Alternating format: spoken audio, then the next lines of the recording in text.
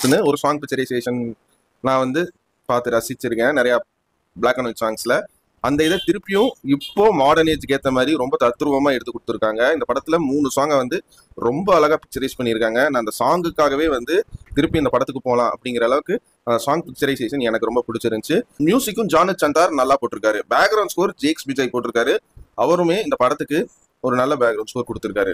மற்றபடி டெக்னிக்கலாக camera work, sound design, colour DI, editing இப்படின்னு எல்லாத்துலேயுமே ஒரு சவுண்ட் குட் பிரில்லியன்ட் ஃபிலிம் தான் இந்த காந்தா.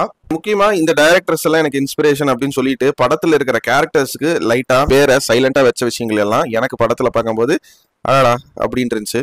நான் முன்னாடியே சொன்ன மாதிரி இந்த படத்துல லைட்டிங்கை மட்டும் கவனிச்சு பாத்தீங்கன்னா லைட்டிங் வந்து ஒரு கதை சொல்லும். டார்க் கிரே அப்படின்னு இது வந்து ஜெனரலா பாக்குறவங்களுக்கு நான் சொல்றது புரியுமான்னு என்னன்னு எனக்கு தெரியல. பட் ஆனா சினிமாக்குள்ள இருக்கிறவங்களுக்கு, ஆஸ்பைரிங் சினிமா மேக்கர்ஸா மாறணும்னு நினைக்கிறவங்களுக்கு நான் என்ன பாயிண்ட் சொல்ல வரேன்னு புரியும்னு நம்புறேன்.